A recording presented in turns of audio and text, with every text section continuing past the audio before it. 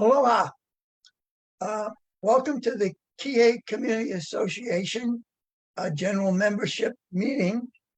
My name is Mike Moran. I am the 2022 president of the KCA. And this evening, we're devoting our entire membership meeting to our final 2022 candidate forum with the 4 remaining races that we didn't cover in our prior meeting. And so we did invite all 8 candidates. We never had any response from Justin. And if he jumps on, that's fine, but we don't expect he will be participating this evening. So it will be just 7 candidates for the 4 offices. We'd like to say mahalo to our KCA directors, our volunteers, and our members, and of course to these candidates who already had a long day at their day jobs and now are coming on to make our candidate forum where they can address the community. At KCA, we are an incorporated. We were incorporated in 1960. We're an all-volunteer, voluntary, unfunded membership community association. And we mention membership because while we try and offer all the benefits of the association to everyone in the community, we still need members, because if there's no members, there'll be no association. So we encourage you to join up. You can go to our website, kww.org, and sign up for a membership. We also remind folks that since the pandemic, we, like many others, have been having virtual meetings. But for at least this century, when we had our live in-person meetings, we had a continuous a food drive for the Maui Food Bank. And of course, people would come to the meeting and would bring nutritious canned goods that we would collect and then deliver to the Maui Food Bank. So we ask folks to remember that aspect. And if you're participating in the meeting, please consider doing that on your own. There's many drop-off places where you can drop off product or send them a check or whatever way you can. It's even been, our understanding, it's even been worse since the pandemic hit. Before, our information was that at times 10% of Maui's keiki and kupuna were going to bed hungry. And that seems outrageous in our community. And we're understanding that's even a little bit worse with the pandemic. So please remember to donate to the food bank in any way that you can.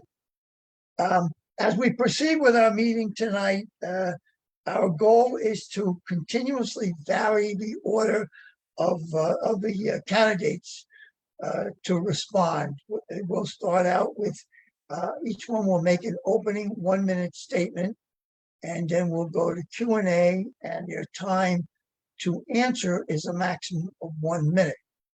And when 1 minute is up, we will sound the KCA official sound effect. I don't know if our sound effect person is ready to sound it, but at one point you'll hear the sound that indicates time is up. Of course, if the person finishes before the 1 minute, you won't hear the sound effect. So I'm not going to introduce all all 7 people that seem to be here tonight. When they make their opening statements, of course, they will introduce themselves.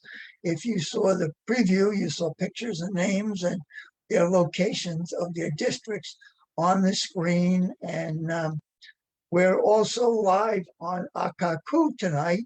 So we want to say a special mahalo to Akaku for doing this. Some people are challenged about using the computer, so they don't have to. They can just turn on channel 53 or 54, I believe, and see the same thing that we're doing here. And we thank Akaku not only for doing that, but for running a PSA for the last several days, announcing the meeting. So those of us that view Akaku a lot, that are paying good attention to the county council and your committee meetings, have seen that a lot. So we'll start out with the opening statements, 1 minute each, and this will be the order of the opening comments. Tamara goes first, then Yukile, then Jordan, then John, then Kiani, then Buddy, and Tasha will make the final one. And we try and do our best to I'm going to do all the talking now and then try and limit my talking because you're here to hear from the candidates. So Tamara, if you're ready with your opening statement, you're up, please. Thank you, Mike. Thank you so much for hosting us. Aloha mai kako. My name is Tamara Paultin.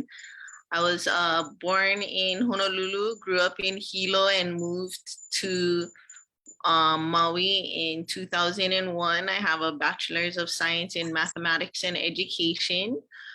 Prior to coming on the council, I worked for the Department of Fire and Public Safety as an ocean safety lieutenant at D.T. Fleming's Beach Park. For the first 2 terms that I was on the Maui County Council, I chair the Planning and Sustainable Land Use Committee.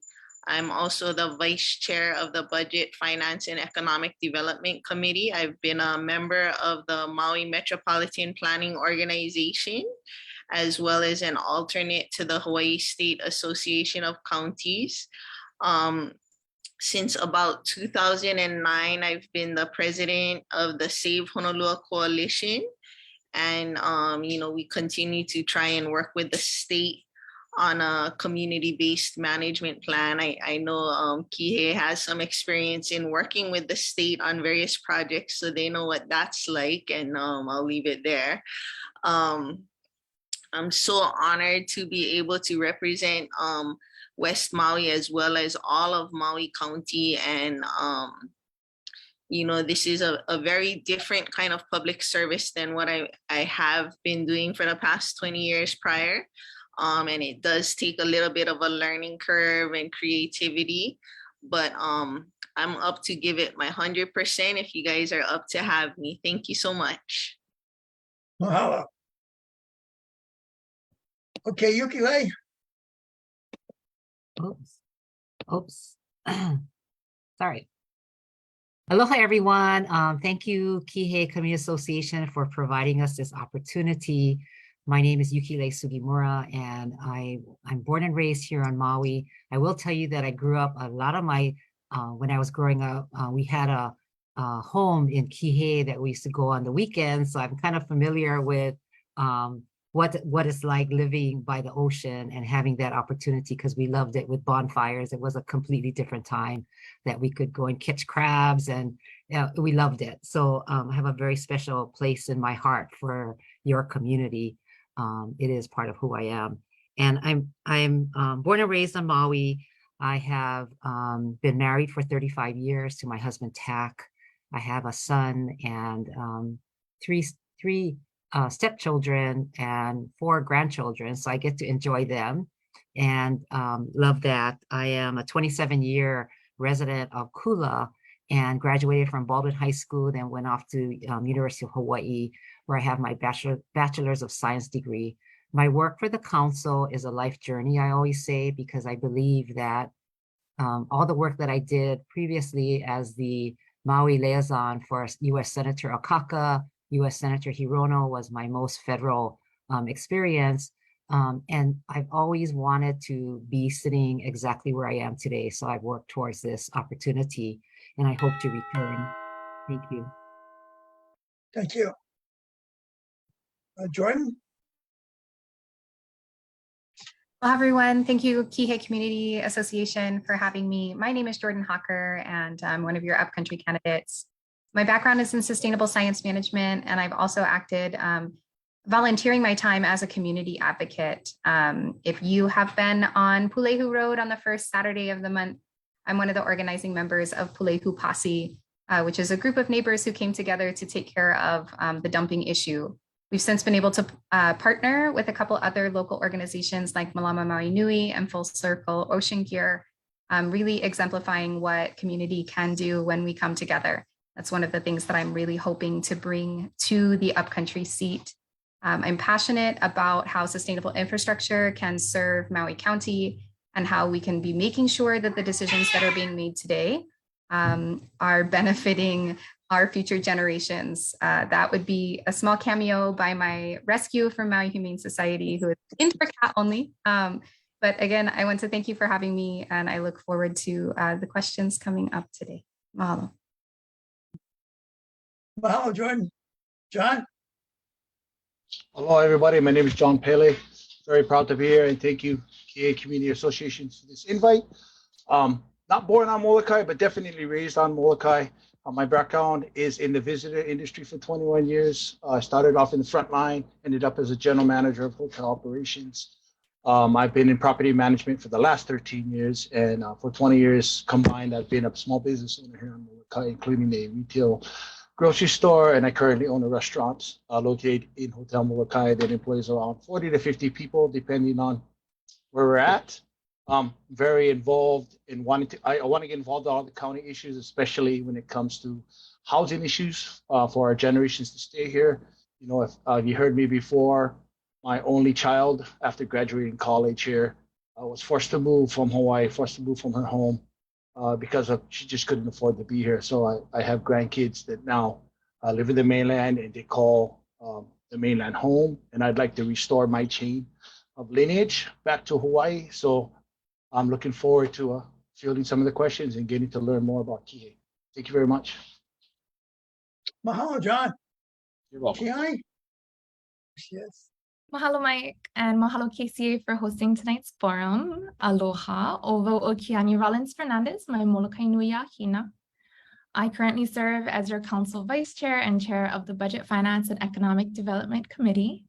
I am a highly qualified Kanaka with legislative experience in both county and state government. I have my MBA and a law degree with specialties in environmental law and Native Hawaiian law. Not only did I graduate from Molokai High School, but I traced my mo'oku'auhau to the first Polynesian settlers on Molokai. I'm grounded in my community, and they are who I look to hold me accountable as their council member. Because of my kuleana to my home, I have been actively involved in community work long before I was elected to the council.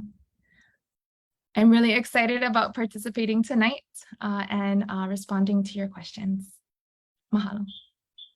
Wow, Kelly. Okay, buddy. Hello and good evening. Thank you, Mike, for hosting, and the KA Community Center for having us this evening. My name is Buddy Nobriga. I'm born and raised on Maui, representing the Kalui district. Just blessed to be a part of this opportunity to speak to your viewers, as well as reach the Kihei community in a direct fashion to answer their questions. Like I said, born and raised on Maui, I work in my family's small business that we've been a part of for 4 generations and 138 years and still going. I'm also part of our family ranch, 5th generation rancher, as well as my family on my mom's side come from the Taro Patches of Kenai and Kakuloa village. So very diverse. And actually in Kihei, I do have out in Makena and Makena Landing, the Kukahikos are my family lineage that once owned that home peninsula going back way when. So the roots in Kihei are strong as well. But for the most part. Buddy, I have to cut you off. The bell sounded, so your time is was up. I don't think it sounded like it. was something else. It wasn't the bell? No. Oh, sorry, buddy. Continue, please. I Um, will allow you that time that I took away from you. No worries. Anyway, glad to be here.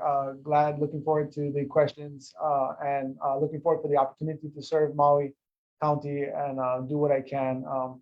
I currently chair the Board of Water Supply. I sit on the Cincinnati School Board and various other community boards and commissions that I try to serve on. My passion for serving the community has only grown since returning back home with my family, because most of all, I am a father of 4. And that's the most important thing to me. So mahalo for the opportunity. Again, Buddy Nobriga. Thank you, buddy, and sorry for the interruption. I'm hearing bells. I don't know. Okay, and Tasha, you're the final one to give your opening statement, please. Aloha ahi ahi, Mike and Rob, and thank you so very much for this opportunity for us to be able to come and meet and greet with you all and speak to our community. My name is Tasha Kama. I am the current council member from Kahului. I'm a mom. I have lots of children, myriads of grandchildren, a couple of great grandchildren. But my kuleana has always been to my family, to my God, and to my country. And that is what I look forward to in serving in this county, is to be able to serve our people. Thank you. Wow, Tasha. And I will just tell you guys, you mentioned now I'm watching Akaku in the background on my TV, and everything looks good. And we didn't get any advice from Akaku tonight, so they must be able to, we know what we're doing finally. So we'll move on to the first question, and I'll give you the order. Tasha, you were last. You're going to be first to answer the question. So it'll be Tasha, Buddy, Tamara, Jordan, Yukile, Kiani, and then John. And our first question, which will pop up on the screen here, and you can read it along with me. Much of South Maui has suffered through countless mud floods, which destroy the Maalaea Bay coral reef system, damage numerous homes and businesses, and create chaos in the transportation infrastructure. If elected, what action would you take to mitigate this situation? Okay, so Tasha, you're up first to answer that one. Thank you very much for the question. And it's not an easy question, at least for me, to be able to respond to, because that's not exactly in my wheelhouse. But what I do know, and what I will tell you, is that I will do whatever it is that is necessary to be able to mitigate the solution, the problem, to find solutions that will work. And that's my response. Thank you. Thank you, Tasha. Buddy, what's your take on this? Thank you for the question, Mike. It's becoming more and more common in South Maui, which is something that we aren't used to. So it's kind of catching us by surprise, and it's causing havoc. I would look to my family. My grandfather in particular really served 60 years soil water conservation for West Maui. And they have a lot of these type of mitigations in place. So I would look to work for, I'm not necessarily use that model because West Maui is different, but a lot of those reservoirs and catch basins to avoid the housing and subdivision areas and are put in place for 20-year, 50-year storms, because that side of the island was once upon a time very plentiful with rain. So now I would take that, look into those and use that experience my family's had to try and address these issues and see what we can put in play with both county and federal funds to accomplish a safer way to catch these floods from damaging our reefs, as well as the housing and roadways that are taking quite a beating with this new happenstance. Thank you, Mike. Thank you, buddy. Tamara, what's your take on it? Mud floods. Thank you for the question. In this role, I've learned that our superpower as council members is writing legislation. That's totally within our wheelhouse to do. And one thing I would like to look into with the community's help is increasing the drainage requirements. I think right now, the drainage requirements that I've seen are for a 1 hour, 50-year storm. And it seems that that isn't sufficient. I would like to look into with the community's assistance and the my colleagues, whoever they may be, into increasing that into a 100-year storm and possibly longer than an hour. Also, you know, I think right now is a key opportunity for the South Maui Community Plan to insert language like that into, or South Maui community to insert language like that into their community plan. And if members have been watching the West Maui Community Plan, I really advocated for upholding what the communities put in the community plan. So those are some things I'd like to work on with folks. Thank you. Thank you, Tamara. Okay, Jordan, you're up. Okay,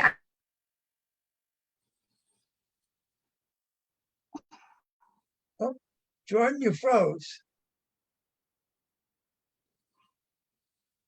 Okay, we'll just pause a moment and see if Jordan, oh, can you hear me? yes, hear you now. So we'll start the Okay. clock again. Apologies. Okay, I will begin. So living up country, I live very close to Kihei, right? It's about 8 miles away, really, at the end of when you measure it. And so being that if it rains super heavily up here, we have these 100-year floods. It seems like every year or so, due to climate change, our rainy season is becoming more unpredictable. So when it dumps up here, I can call my friends in Kulakai or Kihei and say, hey, you might want to keep an eye out because this water is going to come down.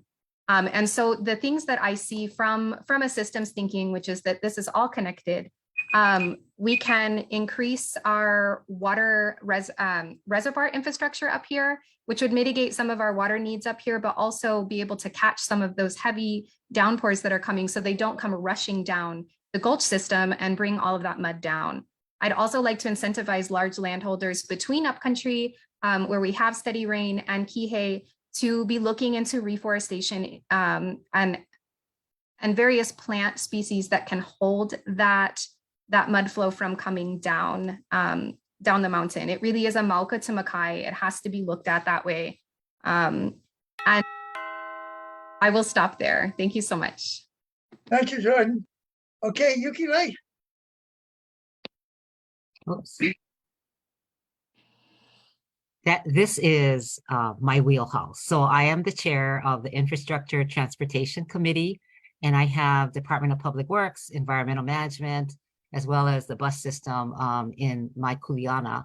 And we just had a presentation regarding the South Maui Flood Control Plan, which in the Department of Public Works, it is a plan that the master plan is almost completed. So I wait for it and I will hear it in my committee. But what I will tell you is that Lahaina also has a flood control master plan. And so what I'm proposing in the Department of Public Works is to have a flood control manager who can oversee both of these plans. But within South Maui, I think that there's a big need. As you know, with the December Konalo storm, it hit us hard in Kula, but it hit you really hard in South Maui. But that's because of the Ahupua'a system. Everything floods downhill. I also am the chair of the Access Deer Task Force. And one of my big projects is to look at the erosion that's being caused by the access deer that's eating away the hillside. And the flood control, I mean, the December Kona low storm, you could see the impact where I even got pictures of a dead deer in Wailea that flood, that flood caused. So I'm working on it. Thank you. Thank you. Okay, Kiani, please. Mahalo, Mike. So what we're seeing is the result of a hardened built environment, likely designed and imported from the continent. And with the higher frequency of droughts, drought conditions exacerbated by ungulate grazing, major siltation. So we need to look to our past Ike Kupuna for solutions. This is place-based practices developed over centuries, which are ahupu'a management practices, from watershed to wetlands, Maukatumakai, like was said by Jordan, restoring from Maukatumakai with native plants that can hold the soil better. Permaculture techniques that can slow the water flow, maybe implementation of siltation basins. And I echo Member Paulton's suggestion of looking at better legislation for drainage and greenways to work with nature instead of against it. Mahalo. Okay, and John, you have the last word on this. Thank you. Yeah, all great suggestions, and I agree with many of them. I had the opportunity. I took a drive up to Ulupalakua and did some walking around up there, and I wanted to learn. And I agree that the deer problem is heavy. And as I was walking around, I noticed that the grass that they have up there is not, it's foreign grass. It's like weeds. It's been growing in the water. It doesn't hold the water. So I think that is a huge problem, having that rain come down. And I think silt basins, of course, if we could design those above and catch it before it gets to Kihei, we could help solve the problem. But yeah, definitely it starts from Mauka, and that's what I saw when I walked all around Ulupalakua, trying to familiarize myself with the problem that you guys face. Being from Molokai, I needed to get up there and take a look, and it's definitely a problem that starts from Mauka. Thank you. Okay, thank you, John. And I will just interject here. Tomorrow mention the community plan, and tomorrow evening is our first meeting of our CPAC. So yes, we'll have a lot of these same topics tomorrow night live in Kihei. Okay, our second question and the order for answers will be Yukile, Jordan, Buddy, Tasha, John, Kiani, and Tamara. And the second question is, there we go, whether it is labeled affordable, attainable, workforce, or something else. South Maui, like other districts, has a great need for homes for residents. In addition to price, how do you think location of housing projects should factor into the approval process for South Maui projects? Okay, Yukile, you're up first on this one, please. So you're talking about the passion for many of us, and actually the whole community. I am advocating that the way to make homes more affordable is for us, the County of Maui, to build the infrastructure and prepare the land use approvals, and get that all in place to make it affordable, so that the cost of homes do not get, the cost of infrastructure does not get passed on to people who are buying homes or, affordable homes. So that's one of the things that I think is really important in terms of how we can get the prices of homes down. In South Maui, you've been fortunate to have the Kaiwahine project and other ones. I think that's a really good example of some of the ways that you can have a developer coming in and getting prices down with having a lot of, I think that project, they actually got a lot of federal and state and very small amount of county support for that. But that's a good way of getting housing prices down. But I believe that the county should take a bigger step, and we should be developing the infrastructure, making the land available, and then putting an RFP out for affordable homes in the future. Thank you. Thank you, Yukile. It looks like Akaku has lost our signal, so unfortunately they just have a big black screen up currently, but we'll hope they get back in. Okay, sorry for the interruption. Jordan, you're up next, please. I think one of the main things other than affordability that should be considered with affordable housing projects that are considered for South Maui is location. There's quite a bit of shoreline retreat that's going to need to happen. And we know that in South Maui, some planning decisions that were made in the past weren't the most supportive of the type of land that is Kihei, which is mostly wetlands.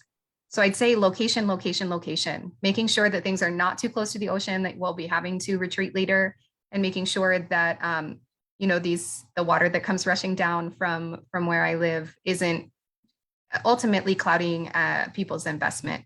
I really want affordable housing to be safe and be in a proper location, and not sort of follow the trend where the people who can afford the homes are up on the hill, and then people who need assistance are in unsafe areas. So that's my answer to that.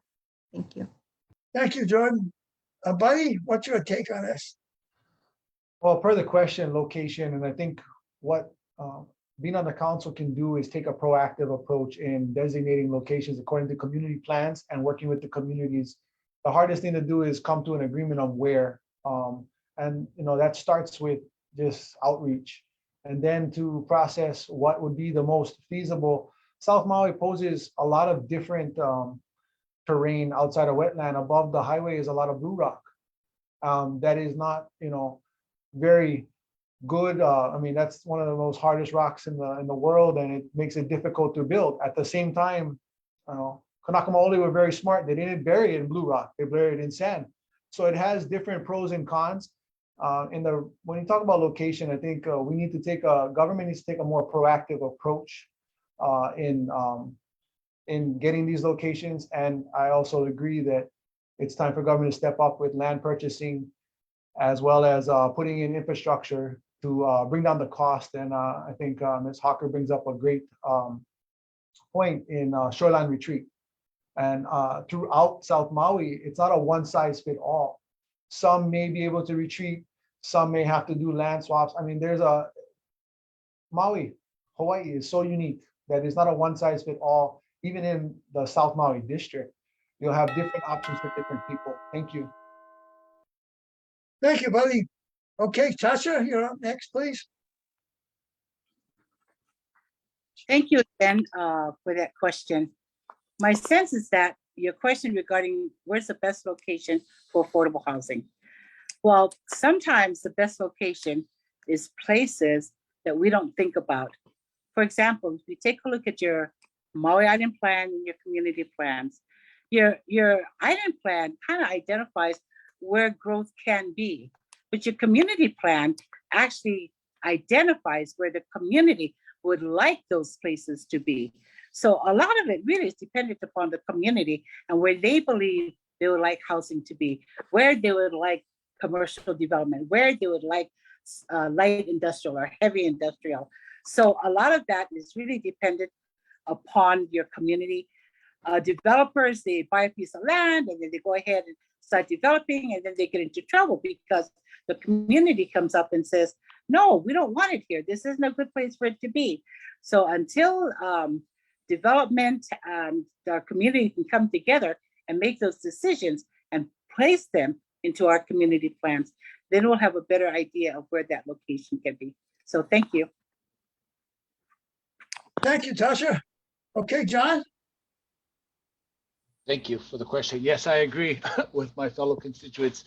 I believe if we're talking about location, it has to start community, the community plan, the island plan, but it's got to be collaborative. It's time we got to sit down at the table and figure these things out before, as Tasha said, the developers come in with their plan, and then reactions come, lawsuits come, delays come. If we could just look at the process and say, let's vet everything first, and let's start from there. We already know we want the county to take on a lot of the responsibility as far as cost is concerned. We have enough historical information that tells us that we're not building by the ocean any longer. I mean, we've got that down. So it is the community that needs to get involved, and we should start there. And everybody should be at the table. And the discussion's got to be collaborative versus combative, so we can get through some of these processes and get this housing crisis under our realm and get some housing built for our people. Thank you. Thank you, John. Okay, Kiani, what's your take on this? Oh. There we go. There she Sorry about is. that. Mahalo, Mike. Okay, so I'll echo a lot of what was said already. Health and safety for our people and our environment. We need to keep our community away from harm's way, fire-prone areas, serious flooding, not in the wetlands. Ideally, infill projects would be the best. We strive for more walkable, bikeable towns with live-work opportunities. And like you mentioned earlier, the community plan, which is over 20 years old, will soon be updated, and we'll get to hear directly from the community what kind of projects and what locations they would be supportive of, and it's our communities that we need to represent. And I think, the former Land Use Commission chair said it best. Sometimes the fast route ends up taking a long time and being the slow route. And the slower route that incorporates all of the community's voices ends up being the faster route. So a lot of the fast track projects never got built because they were just rammed through and it didn't have community support, and then it never got built. So going the slow route, taking time to work with the community, like so many of the projects that KCA worked on, we see go right through and construction starts immediately because it's community supported. Mahalo. Thanks, Kelly. And tomorrow you had the last word on this one. Thank you, Mike. Thank you for the question. In preparation for the South Maui Community Plan Advisory Committee, I scheduled a lot of the South Maui compliance reports on various projects. And I think, also channeling our former State Land Use Commission, I'd like to say, to look at all the areas where these projects are already entitled. There's right around the Research and Technology Park, there's a lot of housing entitled there and various areas, and take a good look through the Community Plan Advisory Committee process and choose the locations that are the best based on feedback from the community.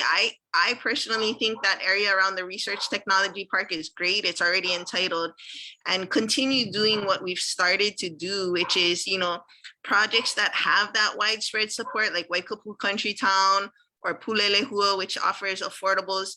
That's where we need to be spending our affordable housing funds and supporting those projects to move forward that are already entitled in locations that we can all agree on, and move it forward quickly, because we're really, every day I get emails from folks that just can't find a place to rent, let alone purchase, so I think that that would be the way to go. Thank you.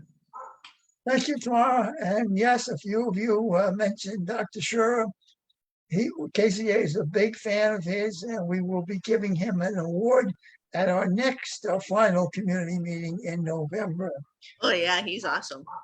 Isn't he? Yes. And I'll also mention with the community plan, as Keani mentioned, over 20 years ago. So yes, our current community plan is from 1998, and obviously a lot has changed since then. And when that community, those volunteers selected, these are good places, sea level rise was not even mentioned in there. So yes, time for an update of that. So thank you all, and we are back on our kaku when I think when Buddy came on, they were back up with us. So on the next question, number 3, the order will be Tamara, Tasha, Buddy, Kiani, John, Jordan, and Yuki Lei. So the third question is, what are some ideas and solutions you would support to handle South Maui's houseless issue? South Maui still has no shelter. Okay, so Tamara, you're up first on that one. Thank you for the question. In speaking to the Department of Housing and Human Concerns, they've often said that they do not support managed encampments on county land, but there are so much encampment encampments on county land, you know, in the bushes, and what I see when I drive past is, you know, a bunch of abandoned vehicles and rubbish and things like that. And so essentially by not supporting managed encampments on county land, we're supporting unmanaged encampments on county land. So I've been really thinking about the same issue for my community. What I've done is earmarked 30,000 of my district funds to be used for community cleanups. And you know, what I envision us doing as the first step, at least, you know, at this point without administrative support, is going out there and just starting to clean up the rubbish and starting to do what we can to make the areas where they are living safer, cleaner, and you know, build those bonds of what are the needs. Thank you. Thanks, Tamara. Okay, Tasha, you're up on this one. Thank you very much, Mike. You know, when we talk about housing the unsheltered, the issue we come across is that some of the unsheltered don't want to be housed. They kind of like living out in the open air. And we have some of our unsheltered who don't realize that they need to be sheltered because they are suffering from things such as mental health issues, right? So what do we do? Because I heard you say, or in the question, that you still don't have a shelter yet in Kihei. Well, is that what you really want? Do you want a shelter? Or do you just want people to be sheltered? And sometimes when we look at housing people, we don't look at what we as individuals can do to bring people into our own homes, into our own spaces, or into our own churches, or that way. We think about this building we're going to go ahead and build, and we're going to put people in it. But we didn't even talk to the people to see if that's what they wanted. And that's how Member King's issue on the parking lot came to be, is because people were already living in their cars. So how do we help to support them? And I think, so the question really isn't sometimes what am I or you or others, but how do we support the people who are there? And maybe we need to go and talk to them about what it is we can do to help them, as opposed to trying to look to us as the answers, because we are all housed. That's not our problem. Sometimes the people who own the problem are always the ones that have the solution. So thank you, Mike. Thank you, Tasha. Buddy? Thank you for the question, Mike. I believe the houselessness or situation is different in every district. And kind of like Tasha said, in different districts, you'll have different climates, you'll have different spaces, which are more conducive to one way or another. And I would look into your community plan and the group putting that together and coming up with creative ways for that district. I really believe that each district is unique and has its own resources and its own connections with everyone in that district. And what is often forgotten, that a lot of the homeless encampments or those people have become accustomed and a part of that community. They really have. You know them, they're not dangerous. They may be suffering from one thing or another, but for the most part, when I go through my neighborhoods or I go through my district, I see the same people. So I always go back to gaining the trust of those people and making them a part of the solution. And I would look towards the community meetings and associations like yourself who have direct contact on a day-to-day basis to kind of guide what's best for South Maui area. Thank you for the question. Thank you. Okay, Kiani?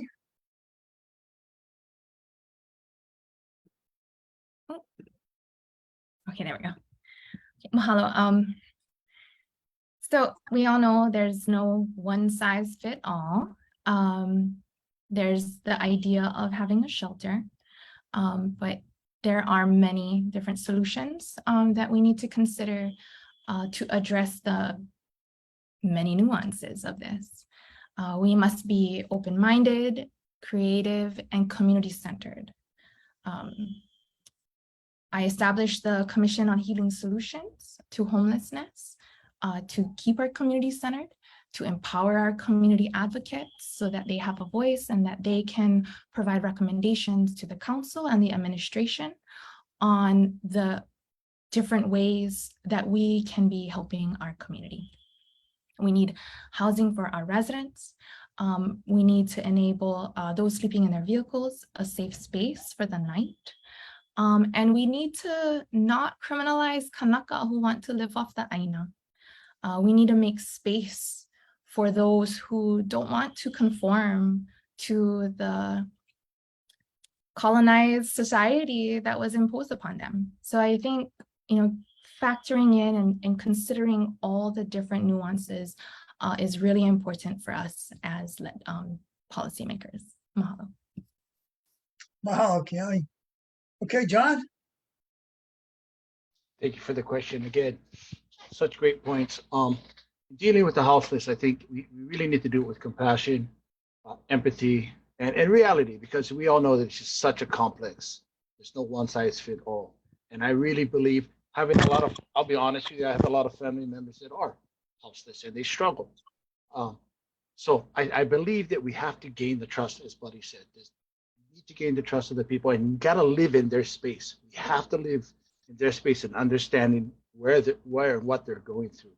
But I think that's the most important thing, and that's how you can help them, is to understand what they're going through. And for me, I have come to realize that I have to be a little bit uncomfortable with how I deal with the homeless and the houseless, so that they can better be prepared to take steps for help if they desire it. And I'm a big fan of mobile healthcare. Molokai has a mobile health van that goes out to the communities and it helps them. And I think something like that would be a great start. But I can tell you one thing: if we don't address this problem, it's not going to go away. So we need to face it head on, and we need to find some solutions. And all the solutions put on the table tonight are all great solutions to start with. Thanks. Mahalo, John. Okay, Jordan? So I'll start off saying that we have insufficient mental health and addiction support here. So we need to meet people where they're at. I feel like it's easy to classify some people as unhelpable and some people as helpable, and that's not serving our community. So I do support managed encampments. I echo what Tamara Paulton said. Either we manage the encampments or we don't, and we're dealing with a lot of rubbish and a possible potential wildfire situations, which have been known to happen. Our homeless population is predominantly Kanaka Maoli, and I was a legal observer at the sweep that the county enacted down at Amala Place back in September of last year. And when I spoke to some of the residents who were living down there, it was said to me, I don't want to live in a house with like four walls, or people have PTSD and wake up screaming in the middle of the night, and so it makes it hard to be their neighbor if they're unsheltered. And so we need to meet people where they're at. We need solutions that come straight from their mouths and really embody that compassion, because charity is one thing, but it's another thing to truly understand a person's process. Also, I think that we could bulk up our rental assistance programs in terms of helping them out. That was incredibly helpful to my family during a time of instability due to the pandemic. And so I see that kind of funding being helpful for keeping people from being homeless. But I do support managed encampments and experimental housing, because housing first isn't keeping people in housing, and the situation is not meeting our needs. So thank you. Mahalo, Jordan. Okay, you get the last word on this one. Oops. Thank you. So houseless is all of our kuleana, and by helping in our ways that we can, we have, the Catholic Church in Kihei that feeds the homeless, and I volunteered there. I have also gone to look at the kauhale on Oahu, and I plan to work on this project because I know that there's state funding to do this. So I hope we can build an encampment, I guess, or a home for those that want to have housing. and to provide the wraparound services through the state government, because I know that's a big priority for the legislature and the governor. So I hope to bring in the resources so that we can provide and have some housing for those that do want to have that, as an option. And of course, as I hear everybody, not all the homeless would like to be housed and have a roof over their head. They want to have the freedom and live the way that they do.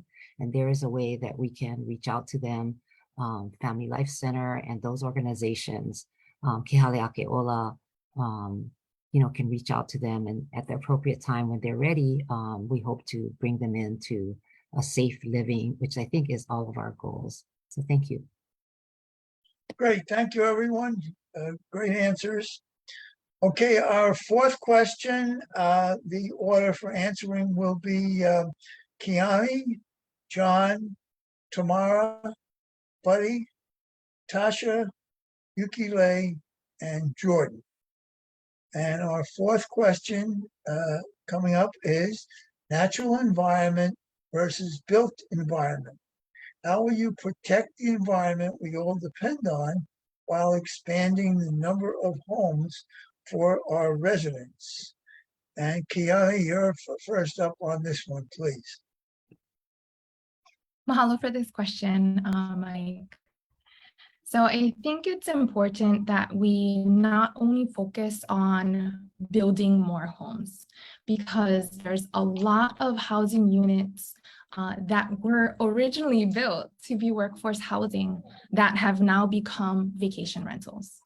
So in looking at how we increase our long-term housing, we can look to property tax policies that I've enacted, where it incentivizes long-term rental use and disincentivizes short-term rental use, vacation rental use, as well as leaving homes empty. We see a lot of that, and those housing units are not being used to its in the best interest of our county and of our residents. And so in looking at the housing that's already available, we don't have to rely so much on building more housing, and that narrative of having to build, I think is pushed upon us by those who benefit and profit off of it. And so I think we really need to look to our comprehensive affordable housing plan, the updated Kihei community plan when it's completed, and we go from there. Mahalo. Wow, Kiani. Okay, John, you're up. Thank you for the question. Very important. Yeah, I definitely believe that this needs, when I say collaborative, this is what I talk about having all the players at the table instead of in corners, not talking to each other, especially when it comes to built versus environment. Seeing how important and we know how important our environment is. So naturally, I would want to sit down the most skilled environmentalists we have, our community, our builders, whoever it takes to sit at the table to hammer out a solution of where the best place is to build, where we can't build, how much houses do we really need, are there other housing options available? But I really believe that collaboration is needed. We just need to sit down together, talk about these issues, and we need the experts telling us about all these integral details. I believe that they bring a lot to the table, and that's part of the listening process and the learning process. So thank you for the question. Oh, John. Okay, Tamara.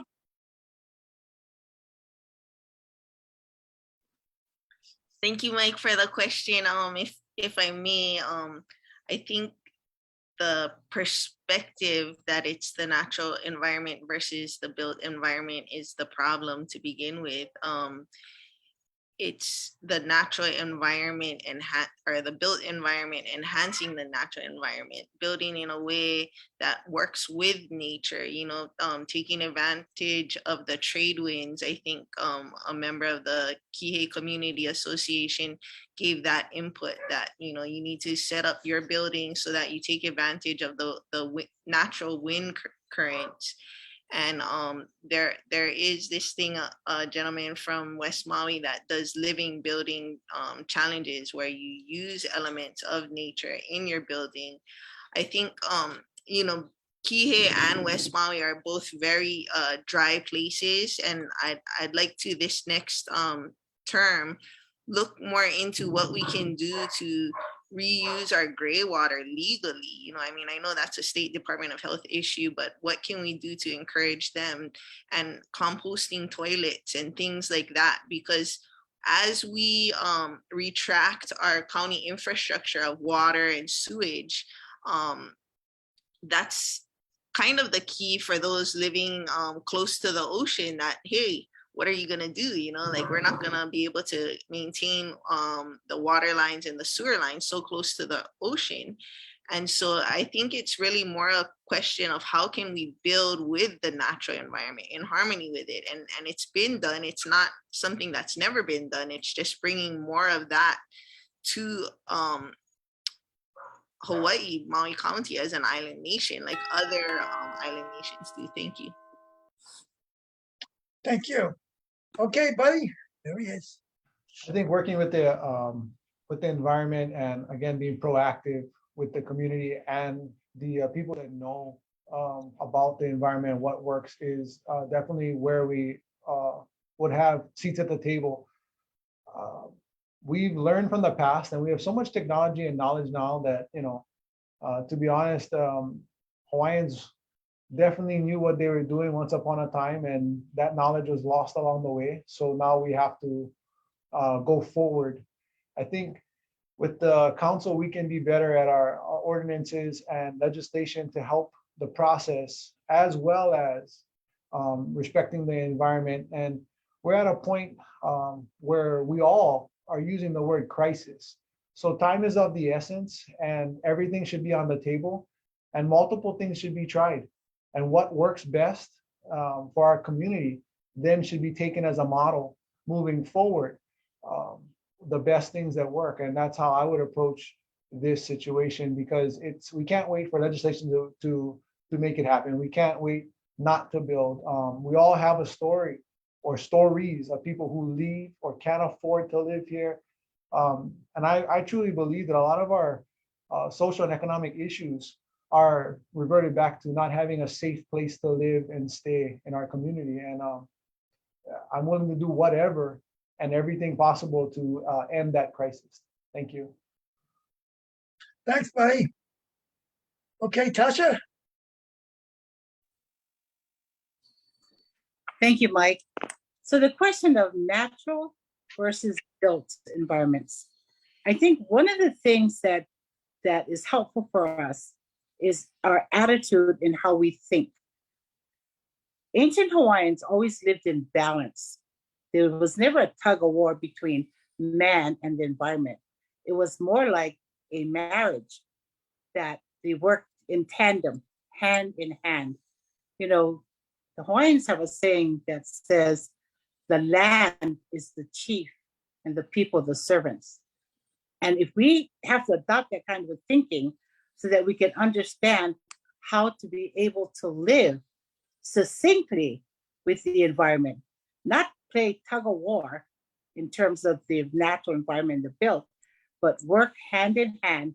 And a lot of it comes from your attitude and how you think about how you do things.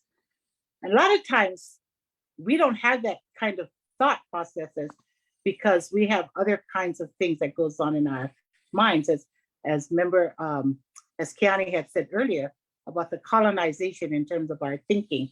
We have to decolonize our thought processes and remember what our ancestors did and do the same thing, that we can live in harmony and in balance with our environment. Thank you, Mike. Wow, Tasha. Okay, UVA. Oops, there. Thank you. That's beautiful, Tasha. In my work and in what I'm doing, with my committee, which is infrastructure transportation, one of the big impacts that we had are the injection well issue.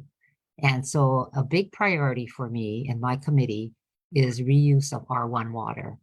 And through the Access Deer Task Force, we are entering into a relationship or a contract with the landowners above the landfill, above our wastewater reclamation facility in South Maui, to reuse that water so that it can be and regenerate the soil and bring back the environment there.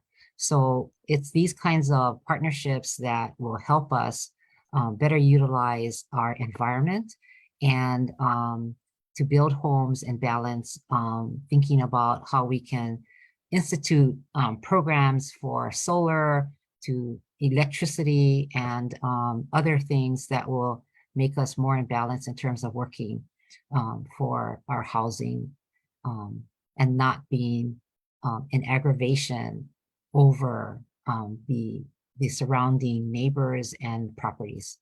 So R1 reuse is a big thing with me, composting. I'm on the integrated solid waste master plan working group. And these are the kind of exact things that we talk about for our master plan. Thank you. Wow, Yukile. Okay, Jordan, you have the last word on this one. Okay, so you know, one of the things that I've heard this election is that if we need housing, government needs to get out of the way. And really, government serves the people.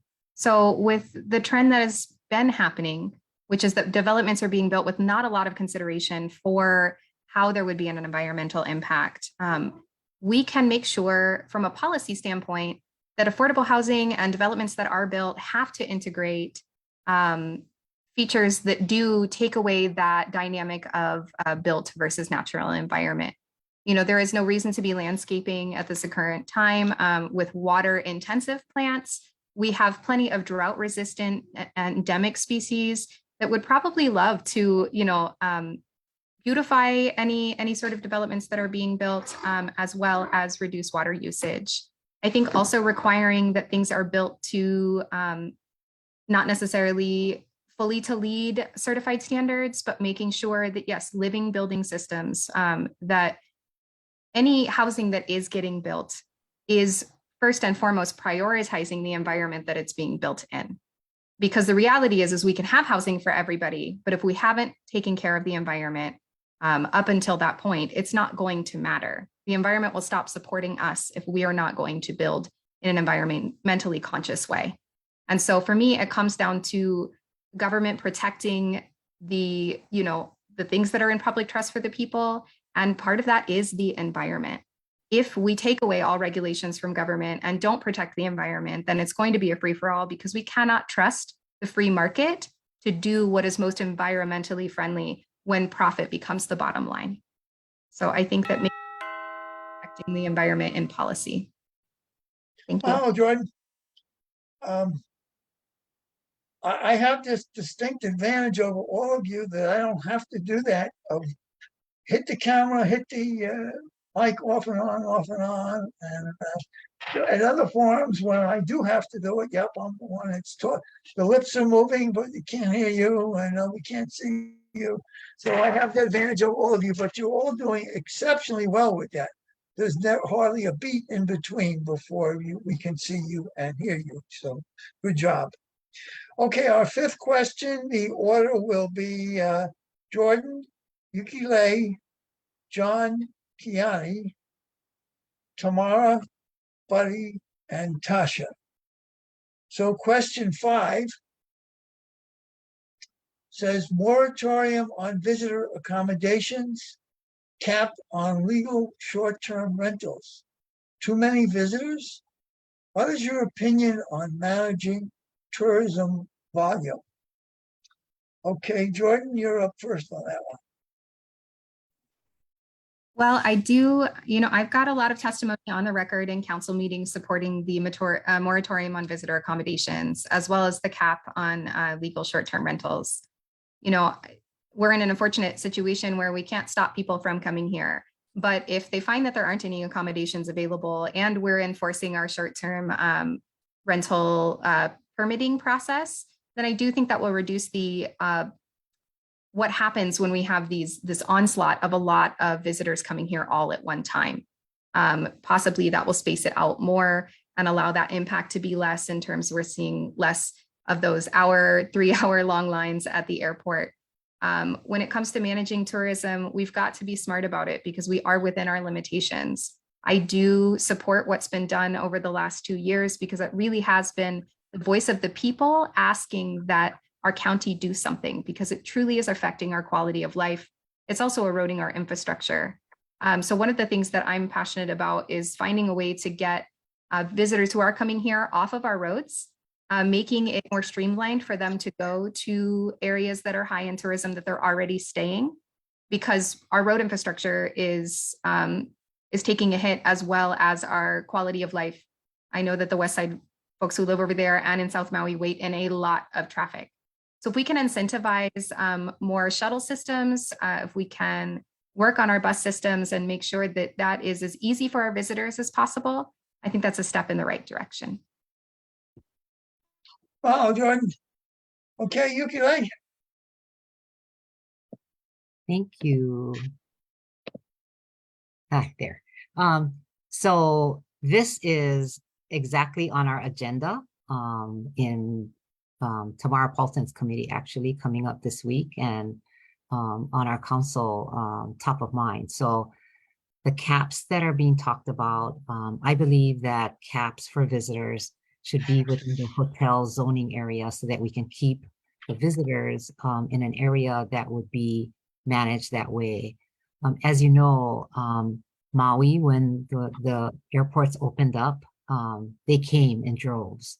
And Hawaii Tourism Authority, when I asked them about it, they said they didn't even advertise that Maui was open. It's that people from the mainland were waiting to take a trip and they came to Maui, right? Maui is a beautiful place. And how do you manage that? And I reached out to the bus companies to arrange for special buses to Hana, because Hana was being inundated by individual rental cars, and to find solutions like that. Transportation is part of my Kuleana with Infrastructure Transportation Committee, and we just bought some electric buses. And so we need to improve the number of routes and make it more convenient for people as well as the visitors to use, and to manage the message as well as so that when the visitors come, they are educated in terms of what is the right way of enjoying our island, what is the right way of enjoying, you know, our beautiful scenery, and those are the kind of things I stress and manage. Wow, Yuki. John, you're up, please. Thanks. So continuing the moratorium, I'm really not a proponent of moratoriums in general in government. I do come from the tourism industry and I understand the impact that it has. Now, whether we need more hotels on Maui, yeah, that's kind of questionable. I do recognize the $400 million that industry does bring to our taxpayer services. And so we got to kind of look at that. I'm not a big fan of vacation rentals. I believe that we build destinations and those tourists should be staying in the destinations because they're in our neighborhoods. It's really effective. And it's negatively affecting and impacting our residents. I was on the Molokai Planning Commission. We did a zero cap here on Molokai as far as zoned areas, residential zoned areas, and I strongly believe in that. I also believe that getting better bus systems for our tourists to get them off the road, being more efficient. And as Yuki said, HTEA doesn't need to advertise Maui, right? It advertises itself, and I think we need to start looking at those numbers and managing our tourists so they can not affect our residents. So the impact is pretty heavy. And me being from the tourism industry, I recognize that also, that it's pretty heavy and something needs to change so our residents can enjoy their lifestyle. And we can also reap the benefits of what that industry brings as far as what it brings for our tax revenues for our government and for our taxpayer services. Thank you. Wow, John. Okay, Kiani. Mahalo for that question. I am the proud author and introducer of both legislation. And so obviously, I do think that we need to reduce the number of tourists and as pointed out, absentee property owners that are also counted in the tourist numbers. You know, we feel it in our housing market, we feel it on the roads, we feel it on the beaches. It's severely impacted our residents' quality of life. The Maui Island Plan clearly states a policy of 1 tourist to every 3 residents, and we've exceeded that years ago. If we continue to allow the construction of more accommodations, it'll lead to more tourists. So by capping vacation rental use in all the different zonings, that should have never allowed it in the first place, will help to reduce the use of housing units, apartment units that should have been for long-term use, such as in Lahaina Crossroads apartments, the different resort workforce housing developments in Kihei. Those were all meant to be long-term housing for our residents, not opportunities to commodify our housing market in order to profit. So we just need balanced tourism and regenerative tourism. Mahalo. Wow, Kelly. Okay, Tamara. Thank you, Mike. You know, I appreciate folks saying that you need to keep the tourists in the tourist locations, but some of us that live in the tourist locations have had more than our fair share already. So, you know, I think the beginning part of this forum, we spoke a lot about the need for housing, and that's where the need is. We live on an island, we have limited resources of space, water, wastewater, and so on and so forth. And so that's where I'd like our focus to be on, building more houses, not building more hotels. I do think this cap would be a great opportunity to focus on managed retreat and instead commodify development rights of transient accommodation units. You know, if we were able to cap hotel units and commodify that, and let people that need to retreat then sell their right to do transient accommodation units, then you know, we could possibly facilitate managed retreat in that way. But I'm definitely for kind of putting a pause on transient accommodation units, managing them in a circular economy type way, and putting all of our efforts and resources and construction into building better infrastructure, building more housing, and you know, focusing on that for a little while. Most all of the hotels have openings. So thank you. Okay, thanks, Tamara. Buddy, you're up, please. I think when it comes to managing tourism, we have to, I believe anyway, that the tourists we see now are different from the tourists we once saw. The tourists that once came and just relaxed and didn't go out as much are no longer there. We receive, due to internet and information, people want to be adventurous. They want to go to places that were once upon a time locals only. And you know, maybe it's our culture to share and show aloha and to take part, but it's gone past that, and we've been overrun in what I grew up as was traditionally locals go here, tourists go there. So we have a very exploratory tourism industry that likes to be out and activity centric. So that's something that is definitely going to be harder to manage, and we have to look at places that can be more resident only access points that have a higher charge if you're not a resident, or a charge period that's extensive if you're not a resident, to start there to get immediate relief. The other thing is we constantly make legislation that asks the tourists to pay for things, Ho'opilani Highway, the car rental center. So these legislations, dependent on success, is the tourists coming in. So we have to look at how we can better create legislation that will allow us to start taking ourselves off of that. But by far, I mean, we're still quite dependent on that activity. I am not for any more vacation rentals. As the question says, they're interfere with our way of life and entering our neighborhoods. and causing havoc. And yeah, it's a tough Come one. on, buddy. That question should be a 2-minute question. Everybody's going long. A lot of them could be. We try and squeeze everything in. Tasha, you have the last word on this one. Thank you, Mike. So being the last person, if I remember the question at the end, it was, what is your opinion of the high volume of tourism?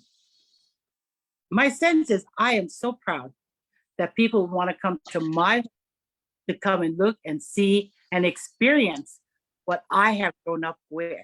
I'm proud of that. And I want people to do that. I want them to come.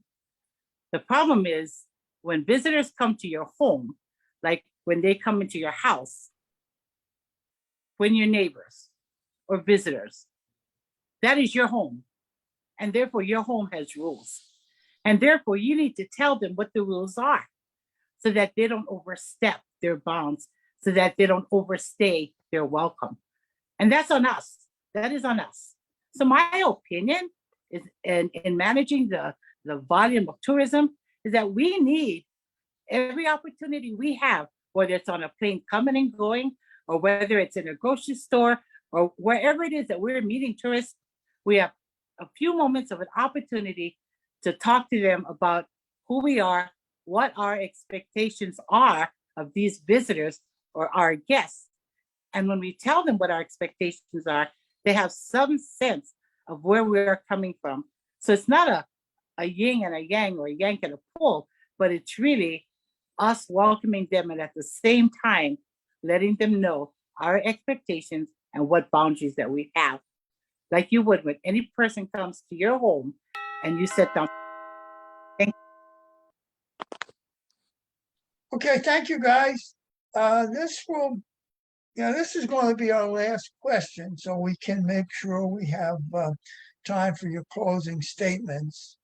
And the answering order will be Buddy, Tasha, Jordan, Yukile, Tamara, Kiani, and John. And this is a short question to ask. It may be a little tough to answer, but who are your 3 top campaign donors? Buddy, you're up first on this one. Oh, off the top of my head, I would say it's my mother-in-law, my uncle, and probably one of my other, my auntie. They were, so you want their names? No, your answer is fine. That's, it's your choice. We don't grill you and follow up. We do just ask for your best answer to these questions. And we know this can be a tough one. Okay, Tasha, you're up next.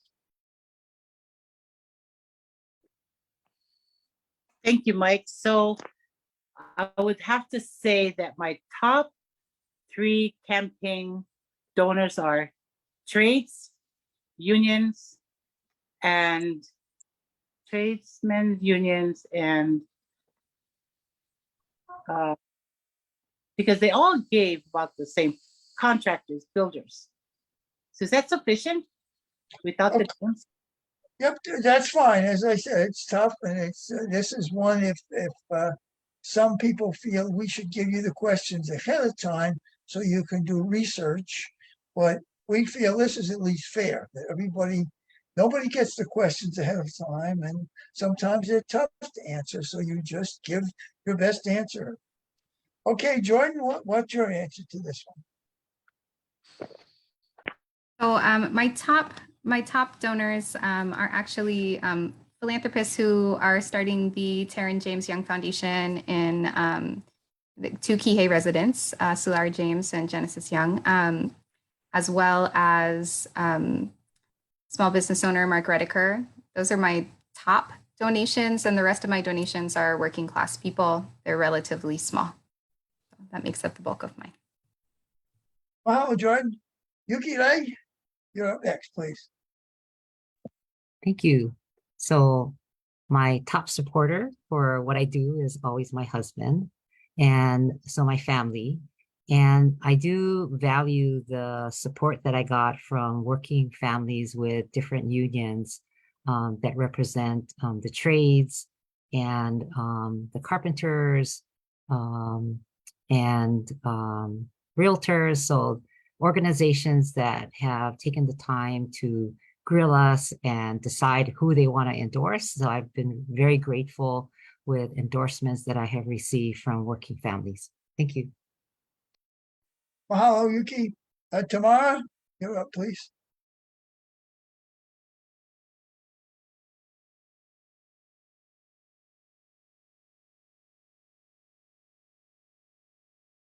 No, we can't hear you. You're muted, huh? Sorry, my bad.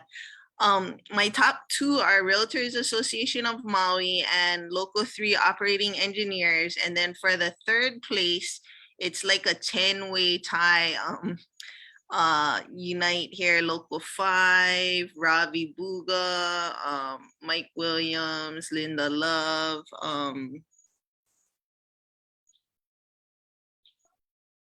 and some other folks that I can't think of right at this moment. That's fine. Again, I tell it to everybody, that's probably the toughest question in many ways. Okay, Kiani, what's your answer to this one?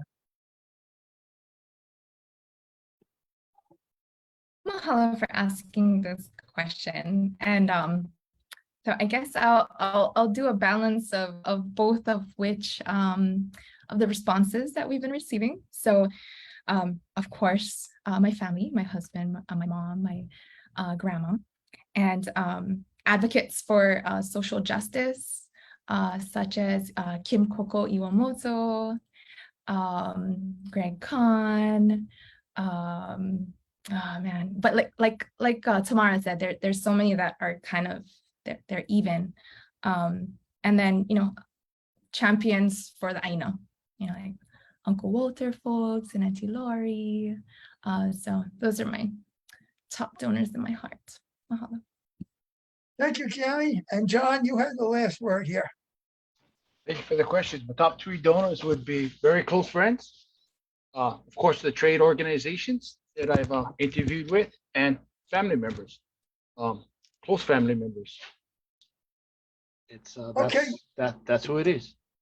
Thank you, John, and thank you, everyone, for answering all these questions. And as I said, we're getting down to the wire, so we'll skip the rest of the questions and just go to your closing comments for 1 minute, please. And the order on that will be John, Kiani, Tasha, Buddy, Tamara, Yuki Lei, and then Jordan will have the last word. So, John, you're up first with your 1 minute closing statement, please. Well, thank you very much, and mahalo for everybody for allowing me this opportunity and actually getting to learn about different areas and different communities. And KA Community Association is one of them. Being from Molokai and being from a canoe district, it is my responsibility to learn as much as I can about the different districts in Maui County, which we represent. And I really look forward to serving if I am so lucky. And I look forward to learning more about all the districts, especially hearing the comments from the KA Community Association and other members of the KA community and communities throughout the county. And thank you very much for this opportunity. Wow, John. Kiani, your closing statement, please. Mahalo. Mahalo again, KCA, for hosting tonight's forum. I've worked hard with our residents and will continue to do so. It's not enough to want something. To be effective in this position, you must be a champion for the people and understand how to enact policy to achieve our common goals, such as keeping our children home. I've spearheaded property tax policy to incentivize more long-term housing. Together with our community, worked with MEDB to update our county comprehensive economic development strategies and develop workforce for our renewable energy with Ho'ahu. With my colleagues, I've funded initiatives to increase food security, such as the Farmers Microgrant, Maui Food Hub, Sustainable Molokai, spearheaded policy to manage tourism and return housing to long-term inventory. I've worked hard to protect our water by supporting one of such community water authorities, and there's so much more to do.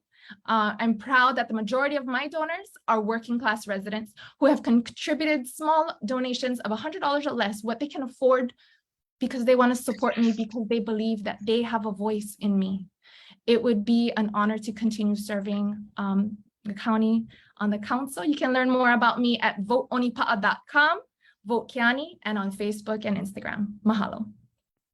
Wow, Kiali. Okay, Tasha, your closing statement, please. Mahalo again, PA Community Association, with this invitation for me to be able to present the best of myself and how I would love to be able to continue to serve the community in which I have grown to love. And so I'm very happy to say that I feel like the 4 years I've been on the council have made me a little bit more mature, have made me a little bit more wiser, and therefore has given me a little bit more experience to be able to continue the job that I love, that I think I was born to do. And should the voters feel the same, that they would want to be able to put me back into office. So thank you, Mike, and thank you, Rob.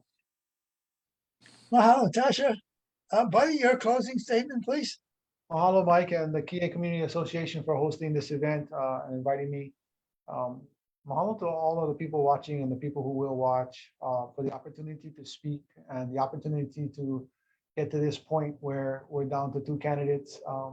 It's Maui's voice that matters, and I truly would be blessed to serve. I couldn't be able to do all of this without my family, especially my wife, who definitely supports me and does carry the torch of our household. And it's a family ordeal serving the community. And I hope to perpetuate that legacy of giving back in this form. Mahalo Maui, and mahalo everyone for all their support and ideas. I thought this was a very awesome forum, and I appreciate the format and everyone who participated this evening in sharing their ideas and goals and coming together. I'm sure we'll move forward as a community. I humbly ask for your vote this election season. Barino Briga, mahalo and aloha. Mahalo, buddy. Okay, Tamara, your closing statement, please. Thank you, Mike. Thank you, KCA. I just wanted to mention Halloween is about 13 days away, and there's nothing scarier than not knowing if you're registered to vote. So please register to vote. Election day is November 8th, but I wanted to take this opportunity to remind everyone that the state changed the system over pre-COVID. That wasn't a fluke of COVID. Hawaii votes by mail. So you're going to be getting your ballot in the mail. You can hold it to the last minute, but I highly would not recommend going to our one voter service center on Maui on election day. There's going to be lines out the door. There's like 13 charter amendment questions. It's a holiday. Would you like to be at the beach? Would you like to be spending time with your family, or would you like to be standing in line in the hot sun? So, you know, make a plan to vote, register ahead of time. The service center is open like up to 2 weeks in advance. You can go to the 7th floor, register there, but please don't wait till the last minute. You can wait till the last minute to drop your ballot, but don't wait till the last minute to get a ballot. And it's been an honor and privilege to serve. I look forward to serving, 6 more years if I can, God willing, and vote for me. My name is Tamara Paultin, tamarapaultin.org. Or find me on Facebook, Tamara Paultin for Maui Council, and love you all. Mahalo, Tamara. Okay, Yuki Ray.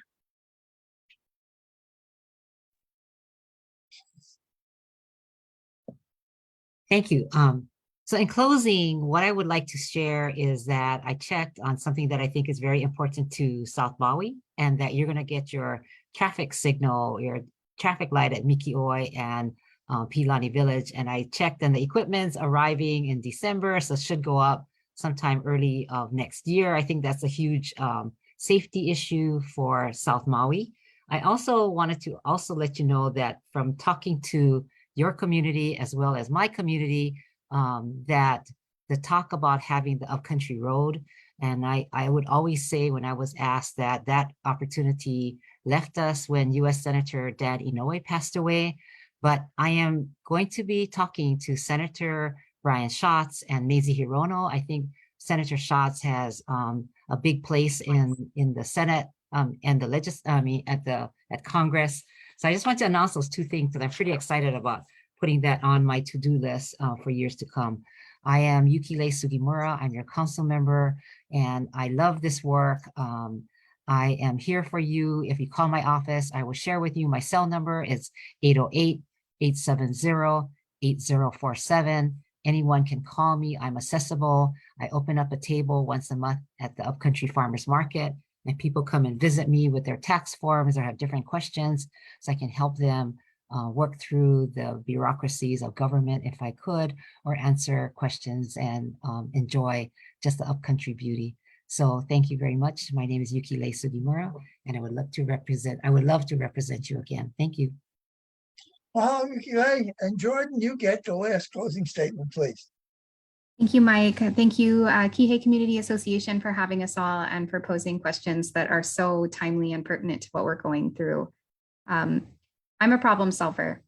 When I encounter things that are difficult, I don't back down. I seek solutions that work for everyone involved, and that's what I want to do on the council. We need people on the council who are going to make decisions that we are not bailing ourselves out of 50 years later. Currently, the status quo is not cutting it.